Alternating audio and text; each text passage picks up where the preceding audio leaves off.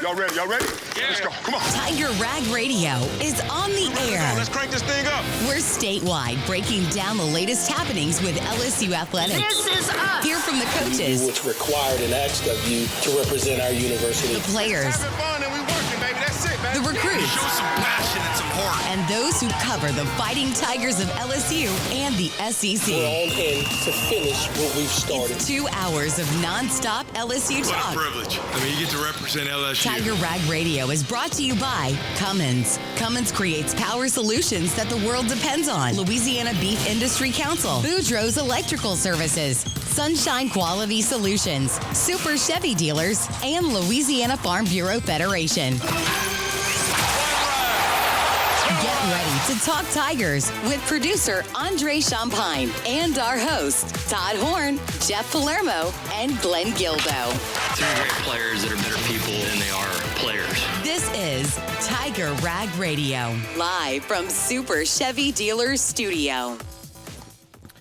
And good evening, everyone. Welcome to another edition of Tiger Rag Radio from the Super Chevy Dealers Studio. I'm Jeff Palermo, News and Sports Director of Louisiana Radio Network, along with the Executive Editor for Tiger Rag Magazine, Todd Horn, and the Editor, Glenn Gilbo, our producer today. Once again, Tiger Rag and Louisiana Radio Network reporter, Andre Champagne. Well, as the world turns when it comes to LSU, the news never stops. And today the big story is the lawsuit being filed by the attorneys for former LSU football coach Brian Kelly in an attempt to confirm that the school fired him without cause. And according to the article by Wilson Alexander from The Advocate, established that he is entitled to his contractual buyout of nearly $54 million. We are going to hear a little bit here from Wilson Alexander from The Advocate, and then we'll talk about it amongst ourselves here with Todd and Glenn. But before we get to the interview I did earlier today with Wilson Alexander, Todd and Glenn, how you guys doing tonight? Good.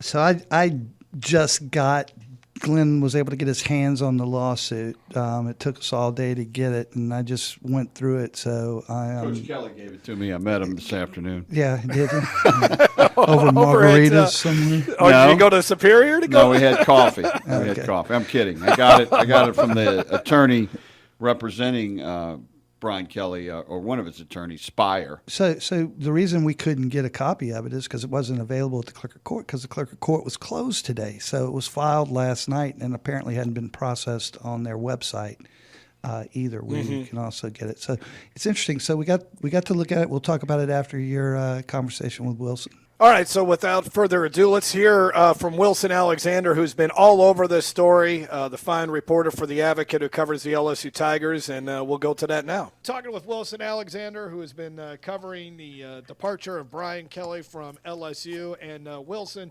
it looks like this divorce is getting messy. Give us an idea of what Brian Kelly's legal team has done here as far as filing a lawsuit against LSU. Apparently, the former coach for the Tigers believes he wants his $54 million buyout, and he doesn't want a penny less, right? Correct. LSU and Kelly's representatives went into a meeting, had a phone call on Monday, ahead of a 5 p.m. deadline that Kelly's representatives had tried to put on LSU for LSU to provide written confirmation that it would fulfill Kelly's contract, pay him his full $54 million buyout, and essentially try to confirm in writing that he had been fired without cause. That has become a sticking point in their negotiations. LSU told them in that call, according to the lawsuit that got filed a few hours later, that they had taken the position that Kelly has not been formally terminated at this point, and that they believe he could be fired for cause, that there are grounds for that. It is unclear what those grounds are. That is not something that was detailed in the lawsuit, and that's probably going to be the next big question: is what basis does LSU really have here in this case? Because you're going to have to hit a pretty high threshold to be able to prove that he was fired for cause, especially after he was already, as we know, at least the semantics of this could get tricky as this goes through the legal system. If LSU is claiming he's not been formally terminated, but for all intents and purposes fired on October 26th. LSU offered him that day 2 settlement offers, $25 million and $30 million, which we reported on Sunday, and Kelly rejected both of them, and they've continued to go through these negotiations ever since. I know you're not a legal expert, but so is LSU saying that Brian Kelly is technically has not been fired? Is that what they're trying to say? Yes, kind of. Like he's no longer the head coach and in that position, but they are still continuing to just pay him. And because it has not been formally done in writing, they think that he has not necessarily been formally terminated, and is still maybe an employee of the university. That's where things kind of start to get confusing because it's not really done this way. And so but that does seem to be their position. And from what I understand, that they think that they can play this out a little bit longer, that they don't need to sort of come to an agreement just yet. And I think that's probably some of what they're trying to, leverage right now. If they are firing him for cause, they need to provide that information within 7 days of his firing. Is that right? That is what his contract states, that he would have to be notified and then notified within 7 days that he was fired for cause, and then that Kelly would have 7 days to respond. And that's where LSU says, well, he hasn't been formally fired, so we could still do this for cause because we could have 7 days to then, provide that notice. So that's where they're trying to, I think, say that they have not formally terminated him if there is a case to be made for firing for cause, but LSU has not presented what that would be at this point. And that's very interesting, Wilson, because there's been there's a lot of rumors floating out there on what Coach Kelly was doing away from the football program. So this is where it could get really, really messy, right? Correct. If this gets to a level of they go to discovery and they're going into a Louisiana courtroom to decide whether or not he was fired without cause and is entitled to his full buyout, things would get very messy indeed. It still is unclear, though, even if maybe some of the rumors that you're referencing, whether or not that rises to the level of a firing for cause. I think that it would be tough to do that. Just because the level of a firing for cause, it's stuff like off-field behavioral issues mostly. It's NCAA rules violations or committing a crime.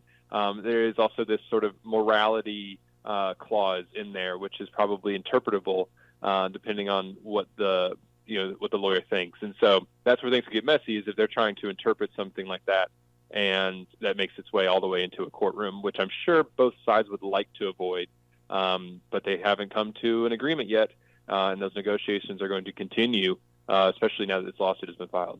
You had a feeling, though, Wilson, this wouldn't be a clean divorce, considering how abruptly they fired – well, if they fired Kelly, as abruptly as Kelly was asked to leave the football office after leading in the second half of the Texas A&M game. Yeah, that's right. I mean, and that's one of the things that's also odd about this is that in the lawsuit, Kelly's representatives claim that LSU has said Scott Woodward didn't have the authority to make that decision or offer settlement terms, which LSU did on the day of the firing. So and that's sort of kind of confusing as to how would he have not had the authority as the sitting athletic director at that time. And that's something else that will have to be decided within the court system. Or there could be a scenario, it's hard to see this playing out, where things are at the moment. But if they were to reach a settlement, a reduced sum, a lump sum payment, LSU's offer was for $30 million. I'm sure Brian Kelly and his lawyers balked at that and are wanting for a much higher number. They might be trying to get that. Thanks, Wilson. Appreciate your time. Thanks for having me. So that was Wilson Alexander, who's been covering this story for The Advocate. Todd, I know you have a lot to say on this subject, so the floor is yours. Well, the first thing is it's kind of hard. I don't even know where to begin.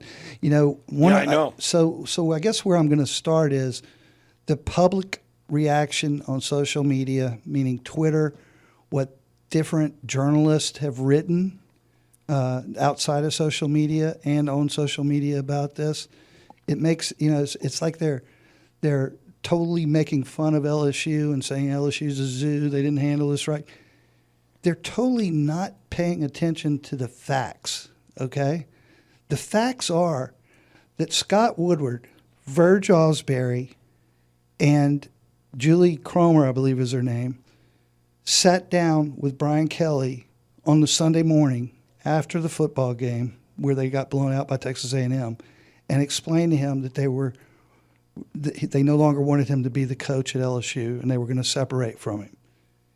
Then they explained to him that they had ample reasons that they could separate with cause from him, but they wanted to spare him the public humiliation and reach a settlement agreement with him. Okay? That was what happened.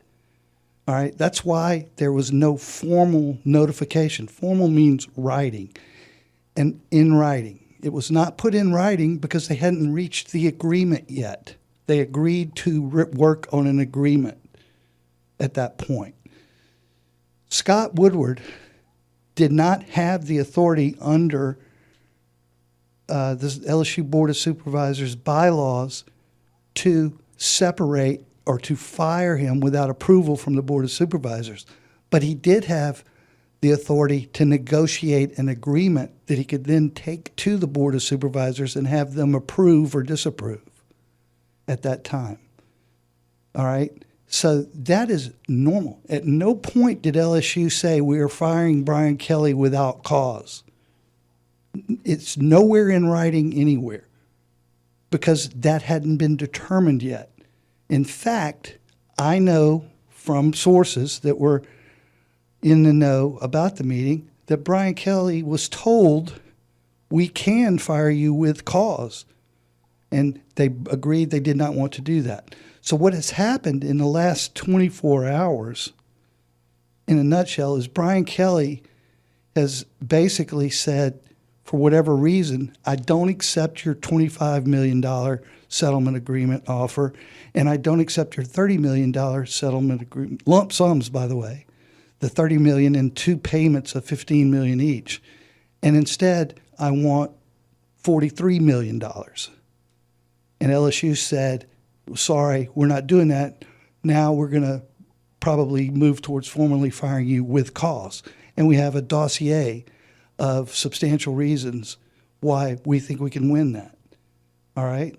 And Kelly is basically saying, go for it. And LSU is saying, well, I guess we are forced to now. We didn't want the bad publicity. We didn't want you to have the bad publicity. You agreed to negotiate with us. Now you're not. And by the way, the $30 million offer that LSU made will be perceived in court as good faith on LSU's part. And that's something that what nobody's seeing right now. Glenn, what's your thoughts on where we're at right now? Well, you know, the everything around the firing on October 26th, even though, you know, usually you don't see those words, we're firing you with cause or we're firing you without cause. Usually they're just fired. And everything around that firing on October 26th and the days after, even though the words without cause were not used by LSU, everything around it, it looked like without cause. You know, because immediately the buyout came up, you know, even though it was being negotiated. Because when you're fired with cause, you don't get the buyout. So even though LSU didn't say you're fired, Brian Kelly, with cause, without cause, I'm sorry, it certainly looked like he was being fired because he wasn't winning. So that's going to be tough to argue, I think, from LSU's standpoint if it goes to trial or has some kind of judgment by a judge. Except when you get to the point where there is a morals clause, and it is a morals clause written directly in LSU's favor. And we'll talk more about that, I'm sure, as we move forward. Yes, let's take a break. We'll get back on this topic some more. You're listening to Tiger Rag Radio from the Super Chevy Dealers studio. Coming up a little bit later, we'll talk some women's basketball with Reed Darcey of The Advocate. We'll also talk with LSU baseball coach Jay Johnson in hour number 2, along with Tom Murphy with the Arkansas Democrat. We'll get a scouting report on the Razorbacks. So a lot to get to here on Tiger Rag Radio, again, from the Super Chevy Dealers studio. Chevy trucks have you covered when the road takes you from smooth sailing to Chevy Colorado will eat up some of the toughest terrains with 5 available drive modes. And Silverado and Silverado HD have the muscle to take you out for some serious. With multiple engine options and impressive towing, while Silverado EV is the perfect combo of performance and capability. Nice. Making it a snap to hitch up this electric truck and hit the road. Wherever the road leads, Chevy trucks are right there with you. See your Super Chevy dealers today. Tiger Rag Radio is back on the air, live from Super Chevy Dealers Studio. Jeff Palermo with you, along with the executive editor for Tiger Rag Magazine, Todd Horn, and the editor, Glenn Gilbos. We're talking about the lawsuit filed by Brian Kelly's legal team as they are seeking the entire $54 million that is owed to Brian Kelly as a result of his firing, dismissal, however you want to describe it. Apparently not fired. Todd, do you think, and again, this is where speculation, and Todd laid out some very strong points as far as what you are hearing from the LSU perspective, but what we've been hearing is that, and anybody that's, we're not going to give specifics. I think a lot of LSU fans have heard the rumors, the speculation on what was happening with Brian Kelly in his personal life and maybe what evidence that LSU has against him. Why would he fight this if those things are true? Why would he want, I mean, just to collect another $20, $10, $15 million? Why would he fight? Maybe his lawyers are advising him to fight, but I don't know that. But lawyers do love to pick a fight. Yeah, yeah, that's true. But the what they're offering him keeps going up. It went up from 25 to 30, so maybe it'll go up more. But and also those might be rumors. And maybe Kelly's lawyers are not taking them seriously, but they might not know all that LSU has.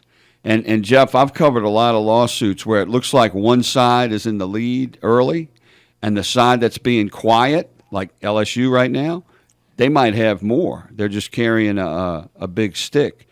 And I think they need to convey that to the Kelly side, or maybe Kelly doesn't care.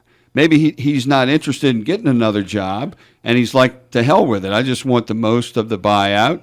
I don't care about my reputation, and because I'm not going to coach again anyway. See, I agree with especially the last point that Glenn said. I think that there's been a change in the attitude since they sat in the room on Sunday morning, the day following the Texas A&M game, and discussed this. I think Kelly was adamant that he did not want any of this information out to protect his reputation. LSU did not want it out because it says we're seeing right now it's bad PR across the board. It affects recruiting. It affects your ability to possibly entice another coach that you would want to come here. Right, especially because of distrust. Because of the buyout, yeah. Right, or distrust. But the reality, I think, is, and this is, again, two things. I think the attorneys, of course, want the fight because – well, sometimes they advise their client to settle. Right, yeah. Sometimes they do. But if the attorney the law firm sees that they could get additional compensation, or if they don't think much of LSU's case, and LSU could get it. And I also think this is the biggest point.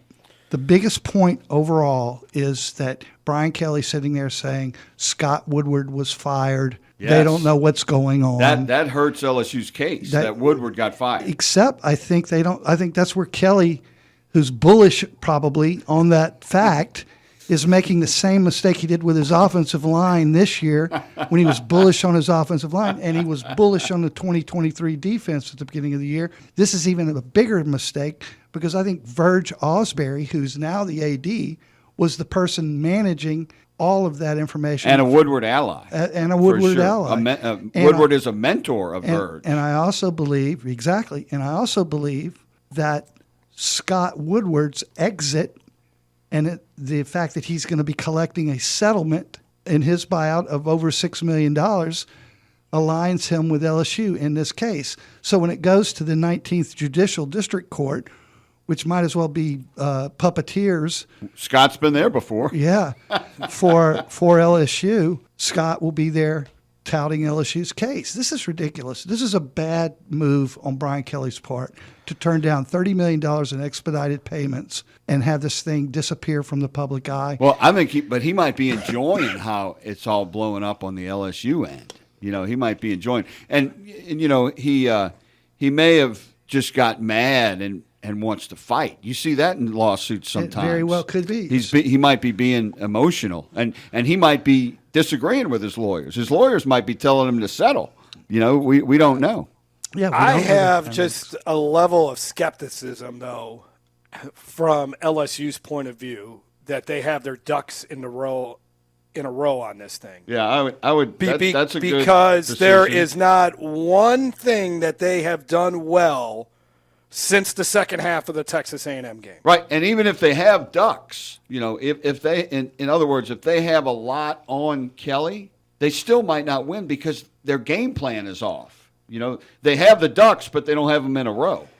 Every legal analyst you hear, they say, and I guess there's always precedent, right? You can always, you can always. There is always precedent, but every legal analyst you hear is that to try to win a suit like this, showing that you did fire some from cause, is very, very, very difficult. Mike Price at Alabama in 2003, Bobby Petrino at Arkansas. Well, those guys had obvious cause. Jeremy, Brian Kelly's cause, you know about it, but a lot of people don't know about it. But I will say this: Brian Kelly knew about it, and he didn't want it out there. Well, maybe now he doesn't care. Who knows? And I don't know. I can't see how a man like that would, based on what we're hearing may have occurred, why he would even want that out of there. I don't. That doesn't add up to me. And again, I'm going to tell you that LSU's offer of $30 million yesterday afternoon and an expedited payment with no mitigation opportunities from a future job is a good move on their part, because it establishes good faith on their part in the court, and there's precedence for that. And that's a knock against Kelly's efforts. All right, we'll talk some women's basketball. Sound like he's thinking he's being too emotional. What it looks like. Yeah. It's not the first time, right? Let's take a break. Both sides have bad track records. That's damn clear. Just look at the offensive line. Both sides have bad track records. LSU legally and Brian Kelly as a coach. All right, we're way late for a break, guys. Let's take it and we'll talk women's basketball when we come back here on Tiger Rag Radio.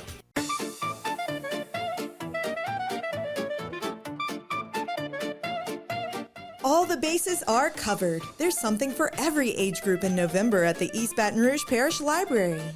Join us for Rewild the Library on November 8th to plant a new pollinator garden. And bring the whole family to Game On at the library on November 15th to see how many games you can play in one day. From gaming to gardening and so much more, visit ebrpl.com for more details. Your East Baton Rouge Parish Library, proudly serving the community for 86 years.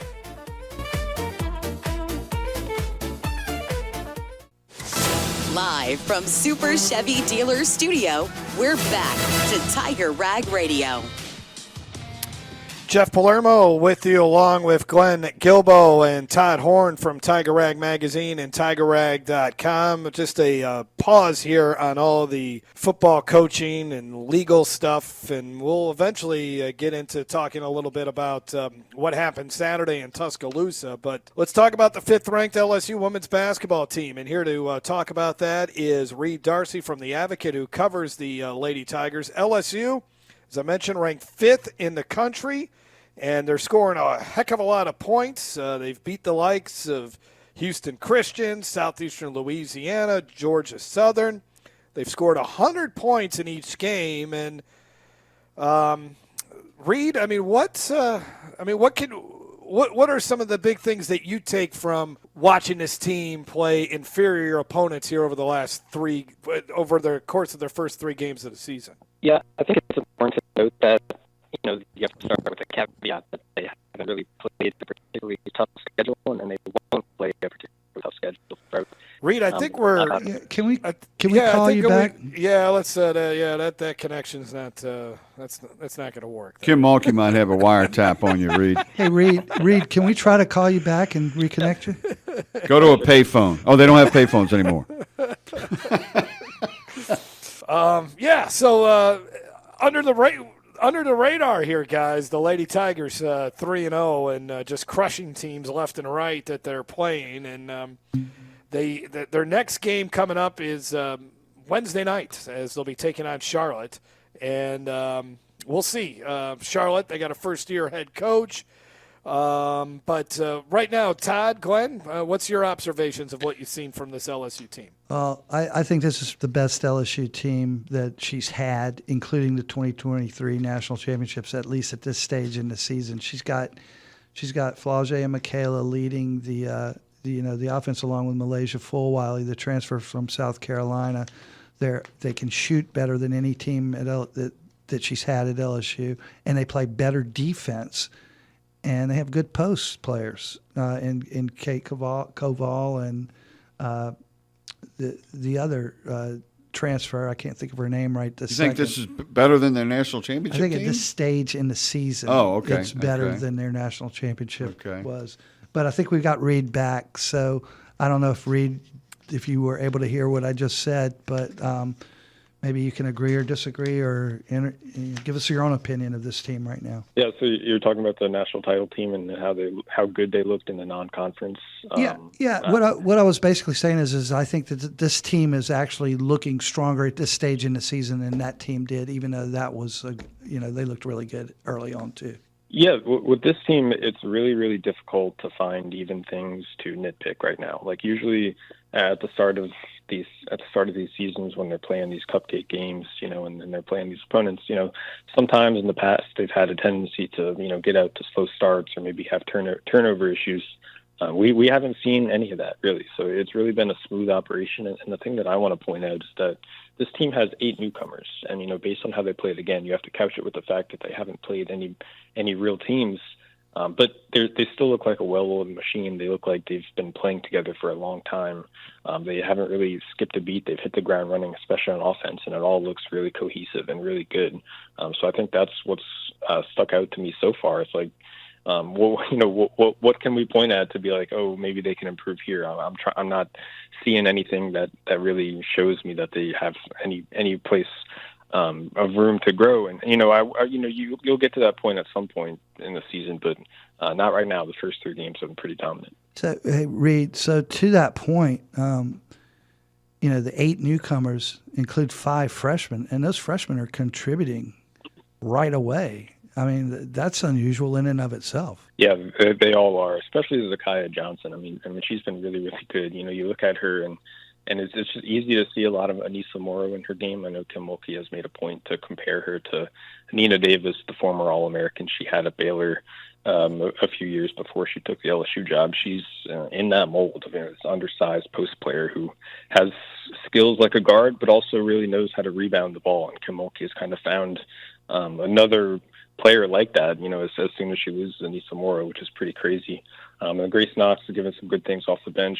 She's a little raw, but she's athletic, good rebounder, good defender, and she's going to keep on growing, getting better. And then one of the other freshmen I really like is Bella Hines. I think she really has a chance to carve out a role in SEC play just because, first of all, she plays really good defense. She really likes defense. She's taken a couple charges already. She knows how to move her feet. She's tall and long. She can get in passing lanes, and then she takes pride in her defense. And then the other thing is that she can really shoot the ball. I believe she's hit 4 of her first 6 3-point tries, or something along those lines. Maybe 6 of her first 10, if I'm not mistaken there. And so if she can shoot it, maybe not at that level, but at a rather high level, then maybe she can find her way into that rotation of 8 or 9 players once SEC play begins in January. Hey, Reed, this is Andre. Just seeing how Malaysia Fulwiley plays with this group, do you think her role off the bench still suits her? I know that was kind of a surprise for all of us seeing that she was going to come off the bench. Do you think that she works better kind of playing an extended role off the bench more so than she did at South Carolina, kind of what she's doing right now? And then I guess my second part of that is I know they're kind of trying to do it slowly, but how much, I guess, to an extent, should they extend her minutes? Yeah, I think she'll probably play a lot more minutes than she played at South Carolina. It's, really, at South Carolina, she only played around 18 minutes a game. I'd expect LSU to give her quite a bit more. She might be pushing 30 minutes a game, and she can still do that even if she does come off the bench. I really like the fit for her coming off the bench. I think, Jada Richard has played well enough to make it so that she's the starting point guard, and she can start games and really get LSU off to a fast start just by initiating the offense. And then Fulwiley can come in once Flage and Michaela and some of the others rotate out, and she can kind of carry LSU through those stretches without the start. So I think it's a really good fit. I think it's a pretty natural fit for her. I am a little surprised that she started on the bench, but again, if you look at the results, it's hard to argue with the results and just how smooth and cohesive it has all fit together so far. So I think it could change, but right now they've got a pretty nice balance of minutes, and I wouldn't expect that to really change too much until we get to January, because it's just working so well right now. Jada Richard hasn't scored a ton of points, but I think she's done everything LSU really needs her to do in terms of taking care of the ball, getting the ball into the post and then running the half-court offense pretty smoothly. I think she's been pretty impressive at point guard. Reed, why does Kim Mulkey every year make her schedule so easy prior to the SEC schedule? It seems to work for her. But why does she do it? What she'll say is that she wants to build confidence. She wants her team to be confident going into January. It's kind of how she's always done it. Some coaches do it differently. Tennessee does it differently. South Carolina does it differently. But Mulkey just doesn't want them to be exposed too often early on. She wants them to get confidence and build that confidence throughout the months of November and December so that they're ready to roll when SEC play begins. And now if you look at in years past, it hasn't really hurt their tournament seeding. And if you look at their schedule now, and especially what it's looked like the last 2 years, they play enough quality teams from January to March that it doesn't really matter who they play in the non-conference, because their strength of schedule is more than good enough to get them a good tournament seed. So if you're Kim, you're like, why do they need to put difficult games on the schedule and risk hurting her team's confidence when they can just take November and December and work out all the kinks so that they're ready to go when January starts. Does Mulkey think this is her best team, one of her best teams ever? I think so. I think it's up there. It's very early again, and now I need to couch everything that I'm saying with the fact that they haven't really played, any good teams yet. But I really like this team. I think she really likes this team, and I think what tells me that she really likes the team is how balanced her minutes are. You've got 11 players essentially that are playing at least 10 minutes a game. None of her stars are playing more than 20 minutes a game. So it just goes to show that I think she has 10 or 11 that she really likes and she really trusts. Maybe in years past, even in the non-conference, we haven't seen the minutes distributed that evenly before. So I think, when you look at it, she's got the depth, she's got a lot of talent. These freshmen give them a lot of energy, a lot of juice, and they all really fit with what Kim Mulkey wants to do. So she certainly has a lot of options, and I think that's what sticks out. The optionality she has, way more and than she did in years past, way more depth, just a lot more options for her to play with throughout November and December. January 1st can't get here soon enough, Reed, when they finally get in the conference play. Yep. It's hard to judge. It really is when they're playing the teams that they're playing. But we'll see. They'll be back at it Wednesday night in the Ameriville Center, and Reed will be there to cover it, along with Andre Champagne for Tiger Rag. Thanks a lot, Reed, for joining us. Yep. Thank you, guys. Glad to be back on.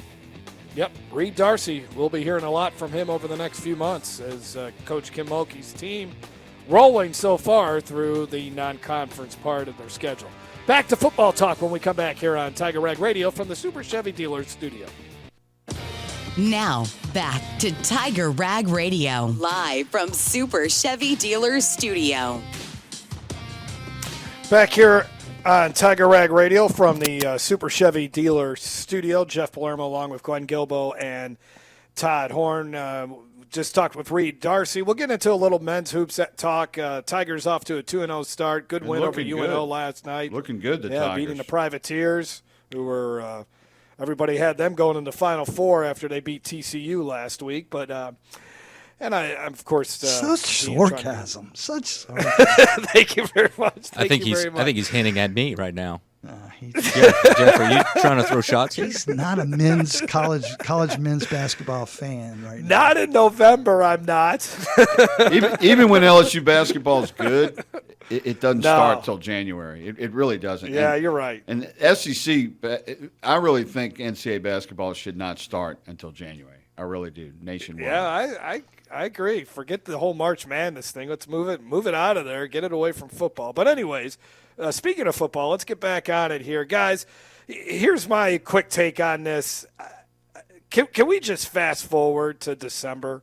Do we really need to see this team play? And I'm not trying to be – these kids are trying. They're trying. They're the coaches that are there that are trying. But I don't know. It's just a mess at this point. You have a new head coach. You have a new play caller. Now you're bringing in new quarterbacks. You have an offensive line that can't block. You have a wide receiver crew that's okay, and your best wide receiver, Aaron Anderson's been banged up all year. You can't give it to the running back enough because you're constantly second and long and third and long. Your defense is okay. There's a couple stars there. I don't know. I'm done with it, I think. And I don't know how it gets any easier for this group other than the fact what saves them is they are playing an atrocious Arkansas defense this week, and they might actually accidentally score some points. So that's my take on it. Well, to your take, they're going to have to accidentally score probably close to 38 or 40 points, I think, to have a chance, because that offense is similar to LSU's offense, high-octane offense in 2023. But I have a question for you before Glenn starts talking about his opinion on the Garrett Nussmeier, Michael Van Buren situation. Are you planning to watch the game on Yes, Saturday? I will watch the game. I will watch the game, and I hope fans go to the game. I just don't know what we're going to get out of these 3 weeks because I don't think the starting quarterback for the 2026 team is on this roster. No, I don't think so either. And go ahead. And I will say I think Frank Wilson had to make the move. I would have done the same. That guy's got nothing to lose. And if he wants to be head coach and they wanted to win that game, Nussmeier was not the answer on Saturday night. But we saw Van Buren, and it's not like it's all of a sudden that much better. Does that surprise you? And then what was crazy to me to hear this from Frank Wilson yesterday was that there's not much separation between Garrett Nussmeier and Michael Van Buren. How could that be? That's not Nussmeier's true. been the starter for 23 games. That's not true. Well, that's what he said. Yeah, I know that's what he said, but that's not true at all. Michael Van Buren is not a very good quarterback. Okay, he's just not, and I don't think they should have put him in. I really don't. I don't think they should have put him in. Nussmeier is having a rough year. He's got a terrible offensive line, but he is the team leader, and I think they should have left him in. I would start Van Buren. Let's not forget about the 4 drops that Van Buren had to go through. Well, the trade as green drop. If there's anything that doesn't symbolize this entire season was that play. Let's take a break. We'll be back after this. How you doing? This is Snoop Dogg. Tiger Rag Radio. Ladies and gentlemen, boys and girls, you are tuned in. Talk LSU sports, interviews, opinions, and your calls around the Tiger Nation. Baton Rouge was a life for me. Home with LSU Tigers. Now more Tiger Rag Radio. We love to score and get highlights and championships and play to win. Tiger Rag Radio. All right, final segment of this hour, and then when we get to the top of second hour, LSU baseball coach Jay Johnson will join us as LSU and fall ball baseball. It's been a big success so far. We'll get Coach Johnson's thoughts on that and their recent trip to the White House. We'll get you a scouting report on the Arkansas Razorbacks with Tom Murphy. We'll talk some men's hoops in hour 2 and get into some other things as well. But we were talking about LSU's quarterback situation. Todd thinks Michael Van Buren should start. I think they should go back to Nussmeier. I don't think Van Buren's that much better. And if you're trying to win these games, go with the guy that gives you a best chance to win. But what has happened to Nussmeier? It can't just be the offensive line is this bad and it is just completely torn down his confidence. It is going to be, this is one of the most disappointing seasons in LSU football history. And I think one of the biggest mysteries of what is, when it comes to LSU athletics, is what happened to Nussmeier, a 4,000-yard passer a year ago, to what we're seeing this season. And I'm going to let Glenn talk because he's got a lot to say, but that is the worst offensive line I have ever seen. And that's all it takes. But before we get to that, though, I noticed we took Brian Kelly off of the bump music there in between the breaks, Jeff. And since he didn't He's get not fired, I think we need to put him back on there. And wouldn't it be cool if he just showed up at the game Saturday, huh? Hey, Frank, get out of the way, man. Give me the headphones. No, it's been a rough year for Garrett. I wrote about this Saturday night after the game. I was the last one in the Alabama press box. They had the security guard about to run me out. But, no, I mean, he did have the injury at first. Every game plan has been quick passes because they know how bad the offensive line is, regardless of who might have been bullish on it, right, Todd? He loses his offensive coordinator. He loses his head coach, which I don't think hurt Garrett very much. If you saw that last conversation with Brian at the Texas A&M game, Garrett was doing most of the talking in that conversation, and it was funny because Brian kind of put his hands on his shoulders to kind of calm him down, and then it kind of ended. And then in the next game, Nussmeier's yelling at Frank Wilson in the same way he was yelling at Kelly, and Frank did the same thing with his hands. He put his hands on him trying to calm him down. But before that exchange, Jeff, Frank was chewing out Nussmeier, and Garrett was not even looking at him, okay? Yeah. Was not even looking at him. Maybe that's why Frank took him out. But looking at it from Garrett's point of view, he lost his offensive coordinator, lost his head coach. His new play caller hasn't called plays since 2019 when he was at UNC Charlotte, and he's a run game coordinator. Frank Wilson has never been a coordinator. He had a terrible record as head coach at two places. He's always coached running backs, and now he's, what could he be telling Garrett? I'm sorry. I kind of feel bad for Garrett because I don't think he's had great coaching. Feel bad for him. I don't think he's had great coaching at LSU, and he's got a terrible offensive line. And his receivers aren't as good this year as they were last year. So, but I don't think you bench him. No. I think he's too good. I think he's a lot better than Van Buren. I would play Van Buren in spots. I'd definitely put Van Buren in the red zone. I still think there is the fact that this kid has been here for 5 years, waited for his chance. I still think he has the right in these two final home games to start. And if they're awful in these two home games, then okay, go start Van Buren at Oklahoma. But I don't know. It's pretty tough, pretty depressing when you talk about it. But what's not depressing is LSU baseball. Yes. Jay Johnson, he'll Bring join him us on. when we come back here on Tiger Rag Radio. Y'all ready? Yeah. Let's go. Come on. Tiger Rag Radio is on the air. Let's crank this thing up. We're statewide, breaking down the latest happenings with LSU athletics. This is us. Hear from the coaches, What's required and asked of you to represent our university. the players, Having fun and we working, baby. That's it, the baby. recruits, Show some passion and some heart. and those who cover the Fighting Tigers of LSU and the We're SEC. on in to finish what we've started. It's 2 hours of nonstop LSU What a talk. privilege. You get to represent LSU. Tiger Rag Radio is brought to you by Cummins. Cummins creates power solutions that the world depends on. Louisiana Beef Industry Council. Boudreaux's Electrical Services. Sunshine Quality Solutions. Super Chevy Dealers. And Louisiana Farm Bureau Federation. Get ready to talk Tigers with producer Andre Champagne and our hosts Todd Horn, Jeff Palermo, and Glenn Gilbo. Three great players that are better people than they are players. This is Tiger Rag Radio, live from Super Chevy Dealers Studio. Welcome back to hour number 2 of Tiger Rag Radio. Jeff Palermo, News and Sports Director of Louisiana Radio Network, along with Todd Horn and Glenn Gilbo from Tiger Rag Magazine, and Andre Champagne, our producer. Coming up a little bit later on, Tom Murphy from the Arkansas Democrat Gazette, as we'll talk a little bit about Saturday afternoon's game, between LSU and Arkansas. Yeah, you're right about that.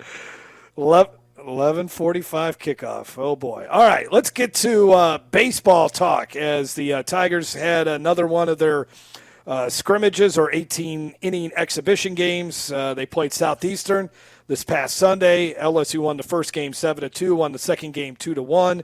And Jay Johnson joins us now. And, Coach Johnson, how you doing tonight? Doing great. How are you guys? Oh, we're doing well. We're doing well. Well, before we get into asking you some questions, the trip to the White House. First of all, let's hear a little bit of what you had to say at the White House when the team was recognized for its 2025 national championship.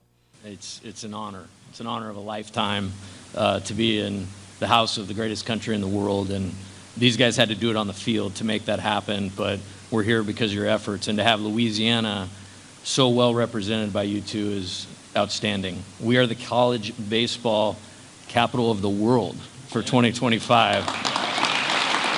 Well represented in Washington as well. Good stuff. Well said there, Coach. How was that experience? Yeah, it wasn't quite as cool as actually winning the championships on the field, but it was probably the next coolest day of my entire life. It was amazing. Jay, when is LSU playing LSU Shreveport? Trump setting it up, right? Isn't that what he said? Yeah, I think he said we were going to play at the Nationals ballpark and he was going to pay for it and all that. So, yeah, no, it was great to be up there with them. What a season they had, and really cool experiences for all the players on both teams. Well, Jay, what were some of the cool things you remember, like that wasn't on camera, just being with the players on the trip and hanging around and stuff? What was that like for the kids? Yeah, it was amazing. I think more than anything, just being back together was awesome, and going on kind of one more trip together, because you win the national championship, you have the great celebration here, and the draft was shortly after that, and a lot of guys, bounced out of town for their seasons and had their successes. So it was great just to be around each other, and I mean, they did it well. I mean, with the government shutdown, which is not a good thing, but for that day, it was a cool thing. Like, we had the entire U.S. Capitol building to ourselves, and, got a chance to see all of that behind the scenes. They had a great lunch for us, and then I'm a big United States and history guy, so actually walking in the White House was pretty crazy. And then I remember having to do an interview on TV on, I think it was Fox News, outside the White House, and you see it in the background when you watch it play back. It's like, holy cow, I've been watching these my entire life. And then meeting President Trump, for the first time, I mean, the first thing he said to me is like, Coach, that Ohtani, do you have anybody on your team as good as him? And I said, we have some really good players, Mr. President, but no, sir, we don't have anybody as good as him. He knows sports. He definitely follows sports. He's pretty knowledgeable of that. No doubt. Well, Coach, let's talk about what's been going on in the Diamond. What has impressed you the most about your team as you've moved through fall ball here? Yeah, I like a couple things. I think we transitioned well from all of that. I really wanted those players to celebrate that accomplishment. But while we are, because we're not quite done yet, going through our fall training, they've had great attention and focus on improving and developing our team for this year. And the returners have set a good foundation for new players, and we're about 50-50 as far as returners and new players this year. So it's been a productive fall. I think our two outside games were good. If you ask me, something I thought was real positive is we played two different styles of winning baseball. In Biloxi, wind was blowing out, very offensive day. We hit a bunch of homers and scored a lot of runs. And then Sunday at Southeastern against a really, really good pitching staff. Like, watch out for that team this year. But the wind was blowing in 1 billion miles an hour. You could have hit it 4 times and not hit it out to center or to left field. And we're able to, get some free bases, play airless baseball for 18 innings, and be successful in a different style of play. So I think I probably like that as a team that can win any type of game, and that's something we pride ourselves on. Hey, Coach, this is Andre. I just wanted to ask you, your catchers have been hitting the heck out of the ball, to say the least, in Omar, Cade, and Eddie. Do you expect to play multiple this year like you usually do? And what I know I don't want you to give too many cards away too early, but what do you expect to see from those guys this season? Yeah, I think at that position you have to, and I think you definitely have to this year because there's great offensive potential in all those guys, and if you run one guy into the ground defensively, it typically takes away their offensive output or their productivity. So we don't want to do that. Right now, as far as just the catching position, Cade is clearly the leader. He's had a terrific fall, both offensively and defensively. He's leading our team and our quality at bat metric right now. He's number one. Derek Curiel is number two. He's had an outstanding fall. He's caught extremely well. And then Omar Cerna has unbelievable talent and tools. When he drives the ball the other way, at times it reminds you of Tommy White a little bit, and think he's got a great future here. Definitely will catch a bunch and, have a say in some of that DH, deal that we're still trying to figure out at this point in time. He's a really, really talented player. Yeah, and Eddie got a big hit the other night. I think he had the game-winning RBI against Southeastern, and he's a great leader on our team, and has done a nice job this fall too. So feel good about that position as we sit here today. Talking to Jay Johnson here on Tiger Rag Radio. Jay, Paul Skeens is likely to win the Cy Young tomorrow. He's considered a favorite going in.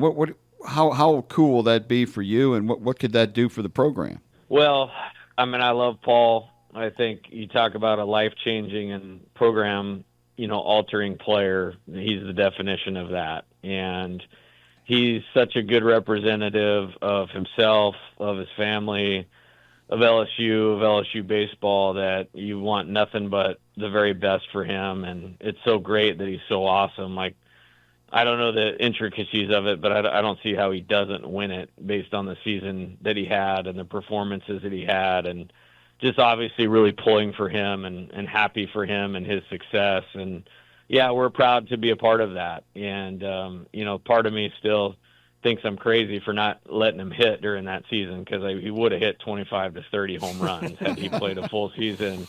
But I think for him, his future, and it manifested itself in a national championship that year. I think we made a good decision for everybody there. Go ahead, Todd. Talking with LSU baseball coach Jay Johnson. Go ahead, Todd. Jay, talking about Paul Skeens, talking about the brand that is LSU and him being such a great ambassador and you being such a great ambassador, how have you discussed or dealt with the situation with Coach Kelly and the football program over the last 2 weeks with your team, or has it come up? Yeah, I don't think we've talked about it a whole lot. I think I've been asked about it, a few times. And, first off, as a coach, I never want to see anybody, lose their job. It's a tough profession and all of those types of things. And, Coach Kelly was very nice to me in his time here, and wish him nothing but the best. And then on the LSU side, it's a big deal. Football is a big deal here, and the expectations, just like our program, are incredibly high, and I'm excited to see what direction we're going to go next. As far as our team, I don't usually look at that, type of stuff. We will draw analogies, though, in their game sometimes, and talk about what can we learn from some of the things that happen on the field. And that's not a this year thing or a right now thing, with all the, I guess what you would call external noise or drama, but that's something common that we typically do. And, I used as an example, we lost really tough games. The football team lost really tough games at Vanderbilt and at Ole Miss, and close games to really, really good teams. And something I often talk about is, the ceiling of your season is going to be determined how you play in close games against the best teams. And so that was like a good example to point to. And so how does that translate to us, of really paying attention to detail and the things that we can control in the fundamentals of execution in those close games? And we practice a lot of situational baseball. It's kind of like the same thing they do in situational football. So I'll draw comparisons like that, but all the noise stuff, that doesn't really have anything to do with our program. Jay, been hearing a lot of buzz about Omar Cerna. What could you talk a little about him? And then what do you foresee right now John Pearson's role being on the team next year? Yeah, as far as Omar, he's done a really good job of transitioning. He's incredibly talented. He's really strong, really physical. He hit home runs in both of the fall scrimmages.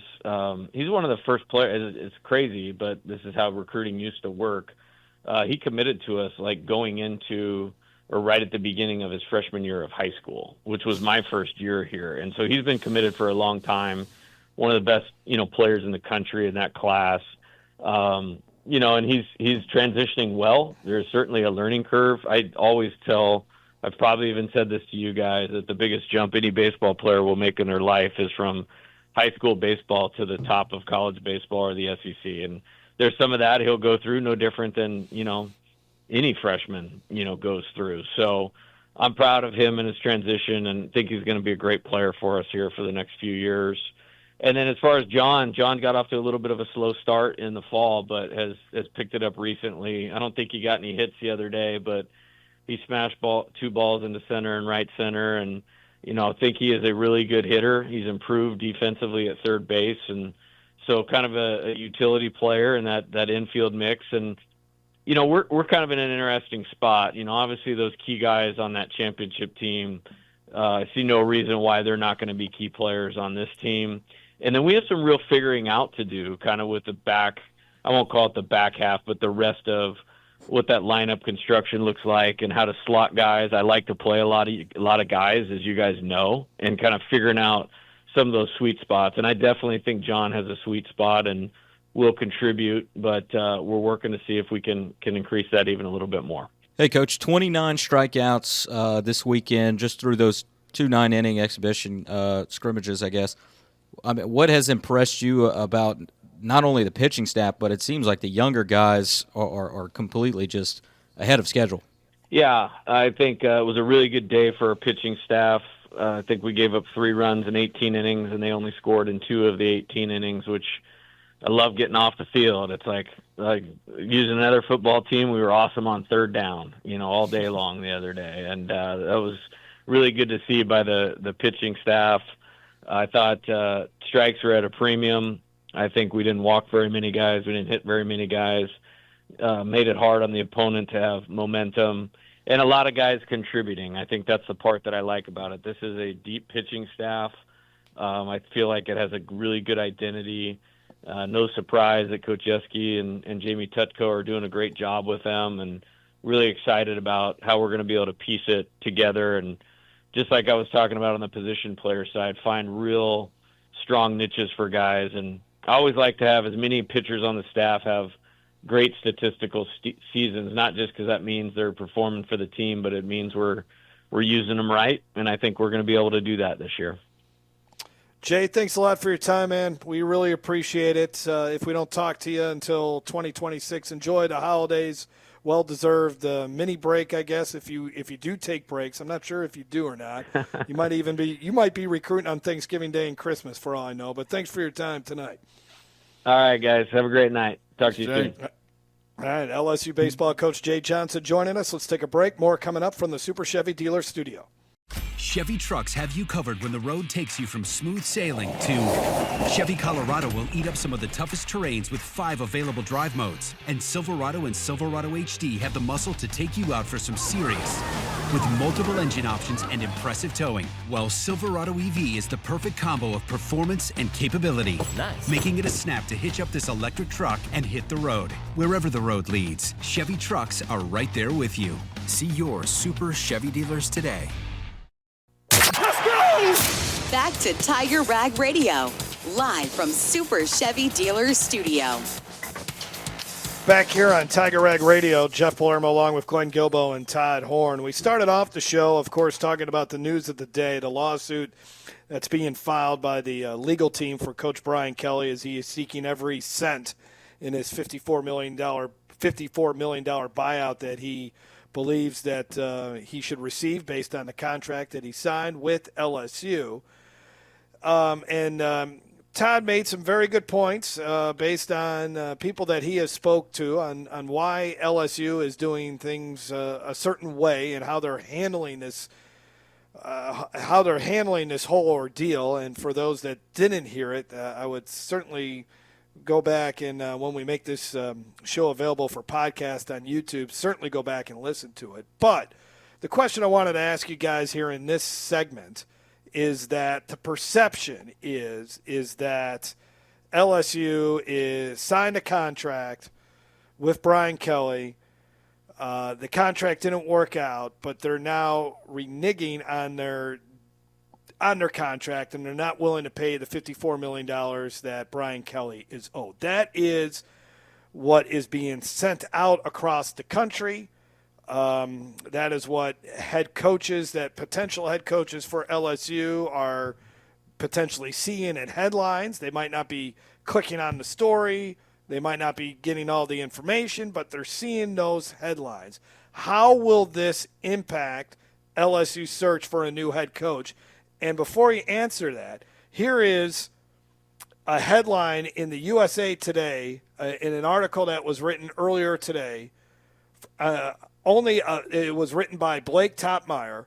Only a band of idiots could screw up LSU football, introducing the buffoons on the Bayou. So you want us to respond to that? Well, just respond to the fact of how much is this hurting or going to hurt LSU's chances in finding the coach that they want. Could a Lane Kiffin say, you know what, I don't know, there's just too much of a mess down there? Well, the only thing I can say to that is two things, actually. One, I would be a little more patient before you make your judgments as this plays out.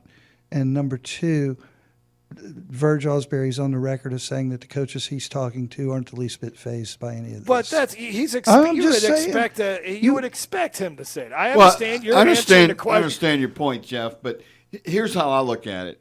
If LSU was trying to hire an athletic director, or if a president or something, I could see where those guys would be a little reluctant about coming in to LSU. But football coaches are different. I mean, they're in their own cave, and I don't think that they're going to worry that much about it. It certainly doesn't help, all the headlines and everything. It's not new. It's happened before, but it is happening more than ever right now. I don't think there's any question about it. But when a coach considers coming to LSU to be the head coach, I think the main thing they're still going to look at is the recruiting base, the salary. They're going to look at the buyout, especially now. They're going to want to know about the buyout. But in the end, I don't think it's going to have a large impact. But it does hurt PR wise, because LSU, regardless of which side you're on or who's right, they look stupid. Well, they really do. Well, and LSU again tried to avoid this early on, just like Brian Kelly apparently wanted to. Neither side wanted it to go down this way in the beginning of the discussion. The other thing I wanted to say, Jeff, did you hear yesterday when Lane Kiffin was asked the question about what he thinks a certain university looks like that he would want to coach at? What's most attractive? And he said it used to be facilities, but now it's blah, blah, blah. And he basically described LSU to a T. I know, but Lane could also be poking the bear too. I mean, he does everything with intention.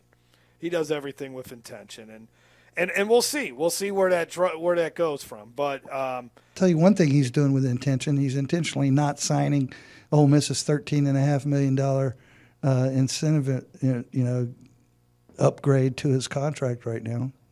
That's weighty. Yeah. No, you're right. He's staying away from that. That's for sure. And I would imagine, but you don't see too many coaches sign a contract extension in the middle of the season. It doesn't. Indiana did. Well, that's a good point. All right. LSU does have another football game this Saturday. It's against Arkansas. Tom Murphy from the Arkansas Democrat will join us. When we come back, we'll get a scouting report on the Razorbacks. And then when we come back, we'll talk a little hoops, and then we'll wrap the show up. So still a lot to get to here on Tiger Rag Radio. From the Super Chevy Dealer Studio, we'll be back after this.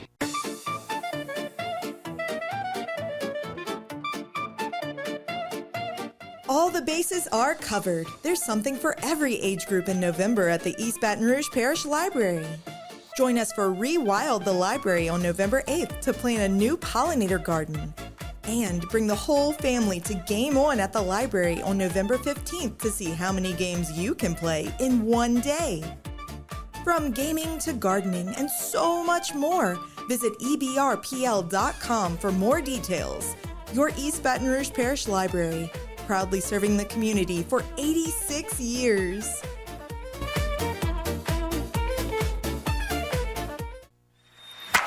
And we're back with Tiger Rag Radio, live from Super Chevy Dealers Studio. Hey, we're back here on Tiger Rag Radio from the Super Chevy Dealers Studio. Joining us now, our good friend from north of the border, Tom Murphy, who's the sports reporter for the Arkansas Democrat-Gazette, as he joins us now to give us a scouting report on the Arkansas Razorbacks. Tom, thanks a lot for spending a few minutes with myself and the editor for Tiger Rag Magazine, Glenn Gilbo. How you doing today? I'm great, man. You know, I always enjoy it, but I do need to know some ground rules. Is this R-rated or PG-13, or where can we go with this?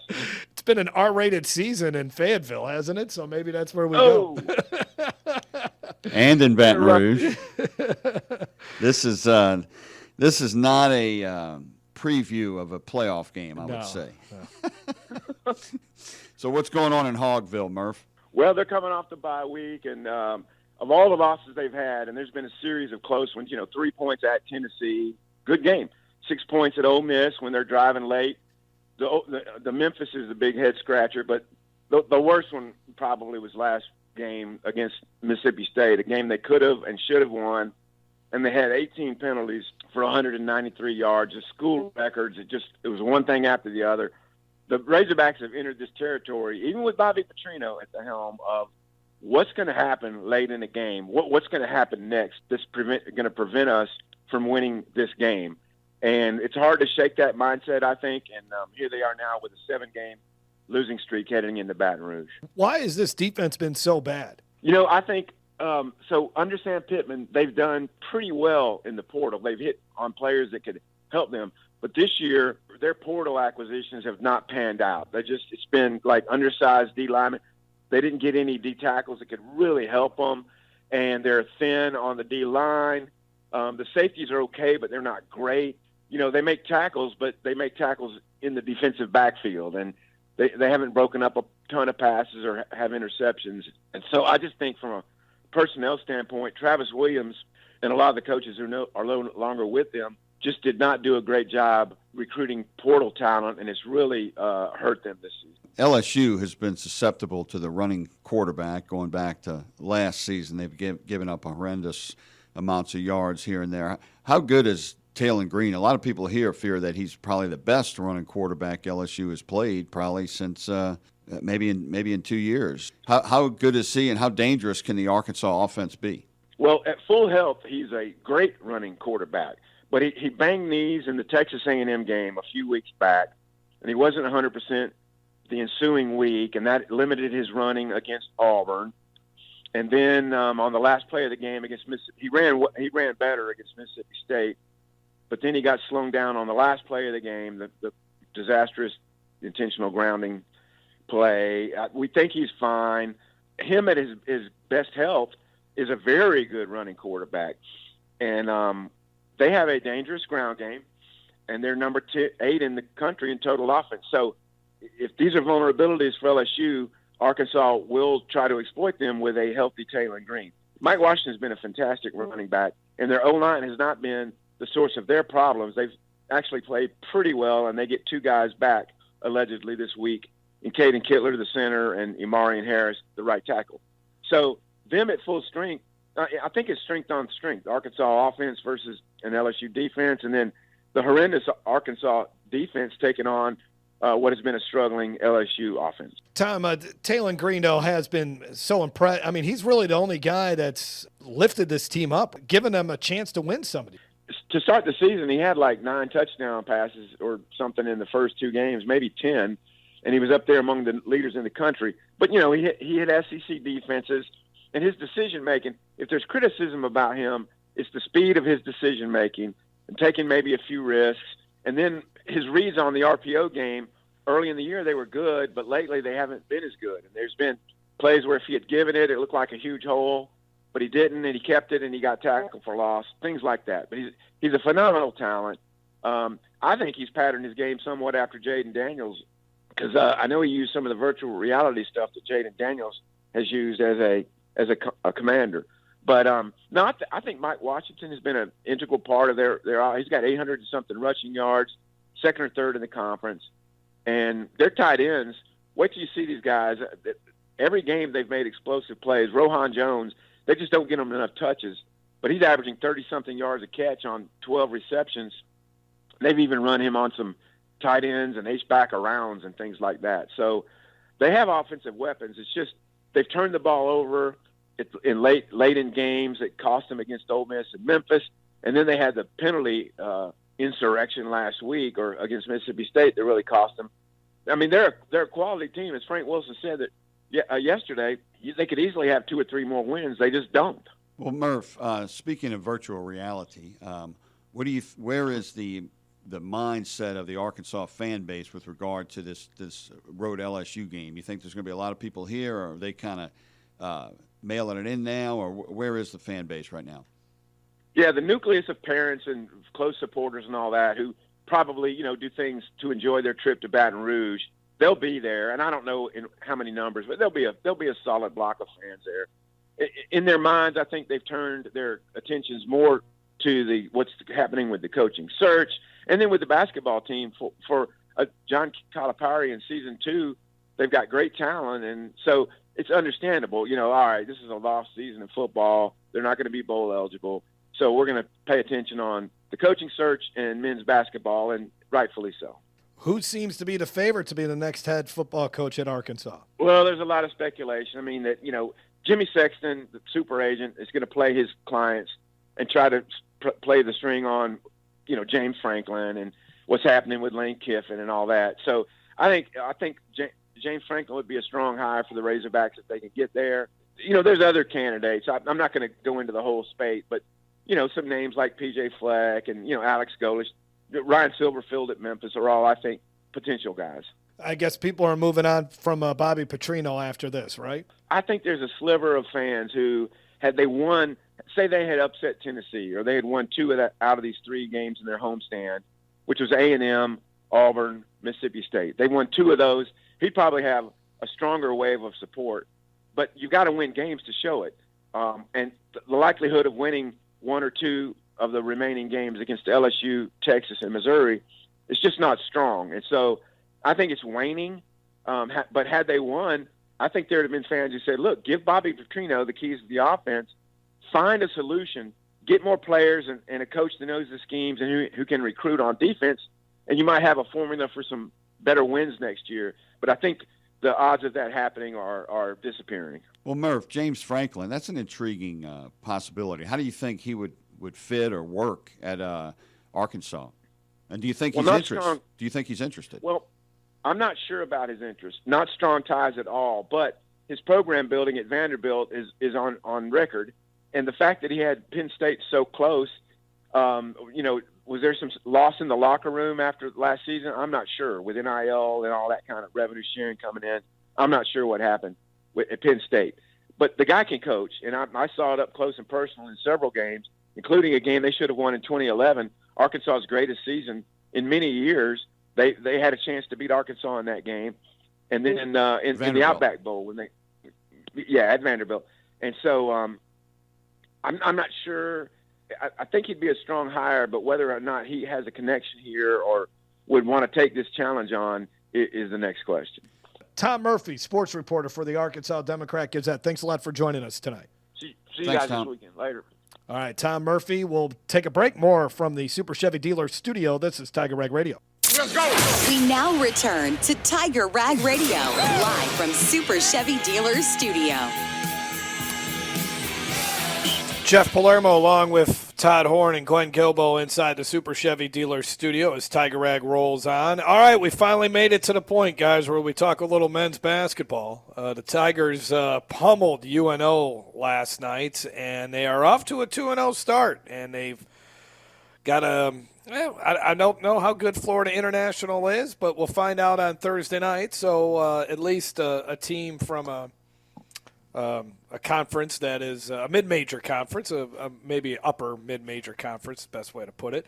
But your guys' thoughts on what we've seen here over the first 2 games from Matt McMahon's squad? Well, yes, the schedule is not good. UNO was probably a decent team, but I got to tell you, they look good. I mean, sometimes it doesn't matter who a team's playing. You can tell if a guy can shoot and how he sees the floor and just how he plays. And Deaton Thomas Jr., the junior point guard transfer from UNLV, is the real deal, man. I mean, he sees stuff before it's happening, before you notice it, and he finds the open man. And John Brady keeps talking on the radio about how good he is on defense. He can shoot too. Really impressed with Max McKinnon, the shooting guard. And the key thing, Todd, he's not even starting Jalen Reed. Jalen Reed's been coming off the bench. They got Pablo Tamba and Markel Sutton at forward. Markel Sutton the other night against UNO, 15 rebounds. 15 rebounds, 15 points, and 4 of 8 3-pointers, and that's a forward. and maybe Jalen, they're bringing him along slow because he's coming off the injury, but that shows you got a little depth if you can play without starting Jalen Reed. Yeah, and the thing about Jalen Reed, even though he's not starting right now, he probably will be starting by the time they get to the SEC schedule for sure, I would think. But originally he wasn't going to be back until mid-December, right? And now he's playing, and he's playing regular minutes and looking good. Oh yeah, yeah. And the thing about the UNO game, UNO was really impressive when they beat TCU on the road. They were. And, they were up by 21 points late in the second half against TCU on the road. So even though they were overmatched against LSU, especially on the inside, and D-Don Thomas is Thomas? Yes, yes. Mm-hmm. So DJ is what I always refer to him as. Like you said, he's proving to be the real deal. And the other impressive thing for me about this team, Jeff, is that they're getting a lot of depth that are getting action right now. I mean, I think they have like 11 players that are averaging in double-digit minutes in a game, and that's good at this time. Now the schedule is going to heat up before the SEC schedule. They're going to play in November 29th either Georgia Tech or DePaul. Depending upon how that tournament breaks down, either one of those teams will be a good matchup. The Boston College is nothing, but then December 7th, I think Texas Tech is number 11 right now, and they'll be playing at Texas Tech, and then they, of course, Jeff, you mentioned it earlier, SMU, a rematch, and that'll be in the New Orleans Smoothie King Center right after the women's game against. Glenn and I are going to have to tag team that one. Louisiana Tech, right, yeah. Right. Glenn and I, y'all are going to tag team? We're going to have to tag team that one. That'll be fun. We'll see about that. You might cover both of them, but we'll see. Wow. But when you look at the schedule, that SMU game, that's really it as far as competition. And they finished with Southeastern Louisiana, Prairie View, and Southern Miss before opening the SEC against Texas A&M on January 3rd. Well, there's two things that you can notice about a team, regardless of who they're playing. If they can shoot, and this team can shoot a little bit, okay? Well, they shot 71%. Yeah, they already broke the school record for a shooting percentage. That was against Tarleton State, which I thought was a cigarette company.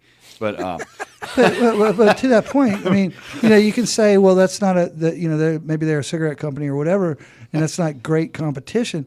But you shooting 71%, really, with no one out there. That's good in intramurals. Yeah, it's like 72%. They broke the record of when LSU beat Clemson in December of Pete Maravich's senior year, and he had like 49 in that game. So that was an amazing stat. And they also have, because of Jalen Reed, they got a true beefy guy inside, and they got a couple others. So they're going to be better than last year. It would be hard to be worse than last year, but they look like a decent team to me. So Brady said on the telecast the other night they look like an SEC team. Yeah. With Nwoko inside, the transfer from Mississippi State. Nwoko's had a career high 23 points the other night. He was not a great player at Mississippi State, but he's looked good. They have a chance. I think they have a chance to be in that 8-win area in the SEC. I would like to point out that the Tarleton State hate. Hold on, Billy Gillespie, that the head coach over there. Gillespie. Gillespie. Yeah. Sorry. Gillespie. He's a great coach. So he's had stints at Kentucky and Texas A&M. I would just like to point that out. They're not as bad as a lot of people make them out to be. Just be on the lookout. Actually, Brady beat him when he was at Texas A&M in the NCAA tournament when they went to the Final Four. Darryl Mitchell hit the game winner. All right, that's our basketball talk, guys. We'll see. We'll circle back to these guys. I do hope it's a good season, and I give them credit for trying to go out and schedule. I think playing the likes of Texas Tech, SMU, I think those are some nice games. So, and we'll see what happens Thursday. And they were certainly, a lot of people, I think it probably helped. I bet you Matt McMahon was glad UNO beat TCU because that made this team really focus in and prepare for UNO, and they took care of business. And they got out to a huge lead, and it wasn't. It was over. The game was over, and, yeah. and that's a good sign from this team as they try to make their way through it. All right, we'll take a break. When we come back, we'll wrap the show up here from the Super Chevy Dealer Studio. Now more Tiger Rag Radio, live from Super Chevy Dealer Studio. All right, back here on Tiger Rag Radio, we got one more segment to go from the Super Chevy Dealer Studio. LSU, Arkansas, Saturday at 11:45. What do you guys anticipate happening? Todd, I think you alluded to it earlier in the show. I think we're all anticipating a high-scoring game, right? Yeah, we were just talking about it off the air, and I think that you're going to see a lot of points scored. My question is, can LSU keep up? Yeah. If there's a time for them to get over 25 points against an FBS opponent, this would be it. Yeah, I mean, I think both teams could score in the 30s. It could be an exciting game. You see this sometimes, two teams going nowhere. And, I mean, could you imagine 3 overtimes or something like that? I mean, I think both teams, Taylor Green's a great quarterback. I think, Nussmeier, if he plays, I mean, they might actually have some success against Arkansas secondary. Maybe some of the other receivers who haven't done much this year could have actually a good game. They'll probably be able to run the ball. It could be a fun game to watch, and at least it's a day game, so it'll be over with early. So what's the over under on the crowd size at Tiger Stadium? Oh man, ooh, could look like that I'll go UCLA 80. game last I'll go year. 80,000 on the dot. 80,000. I don't know. It's gonna be a nice day to go to a game. It's gonna be nice weather. Yeah. It's early in the day. You can still go to dinner after the game, but and then it might actually help that it is 11:45 as Yeah. opposed to 11. Those 45 minutes kind of do matter a little bit. Explain that one. I'm just saying for some, it just Yeah, it's for the a little LSU bit- fan, they're not used to getting out there. I guess that's not bad. Hey, Yeah. is it an important game? Even No. though there's nothing to leverage because here? we'll never remember that unless like Harlem Berry goes for 250 or something, right? Well, what about the like, fact? go back to the Florida LSU game in 2020 when Keyshawn Booty and was it Max Johnson? Max Johnson, yeah. That was the Tyron Davis Price game, right? Well, no, that was in 2021. No. But the only reason why you remember that game is because of Tyron Davis Price, and it was the last game Ed Orgeron coached. But that 2020 game when Booty broke the single-game receiving record or whatever it was, I mean, that's the only reason why you remember that game. Was it 20? No, it was Ole Miss. It was Ole Miss. Right. Florida was the game where the guy threw the shoe. Yeah. That was at Florida, yeah. Yeah, but the Ole Miss game that year, both teams going nowhere, and LSU – you remember it because of Keyshawn Booty. I don't like I said earlier in the show. I think to me, you just wish you could just fast forward to December. Well, because there's not much that you're going to gain.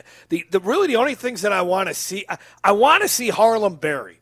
I want to see if this dude, and I guess you could throw Caden Durham in there as well. But I want to see if these two guys are legitimate SEC running backs you can count on. That, to me, is like literally the only thing you can really – that I can grab onto as far as these final 3 games. Well, what about the fact that LSU's still facing a potential losing season right now? They're not going to beat Oklahoma. No, I don't I think they'll beat I don't think they'll they'll beat beat Western Oklahoma. Kentucky. Western Kentucky might be able to beat Arkansas. You know, Western Kentucky's a pretty good team, and they could lose their next 3 games. They really could. To me, it doesn't matter. As soon as that the new head coach, lands at Baton Rouge Metro Airport, you hit the reset button, and whatever happened this year just goes away. Hey, the betting odds right now say that new head coach is going to be Nick Saban. I don't understand that. I don't understand how that's possible. But anyways, hey guys, good show. Not going to be Nick. Let's do it again next Tuesday. Let's see what lawsuit we'll talk about next week here on Tiger Rag Radio. For the latest at LSU sports, check out TigerRag.com. Tiger Rag is everywhere. Online at TigerRag.com. Like us on Facebook at Facebook.com/Tiger Rag Magazine. Or follow us on Twitter at Tiger_Rag.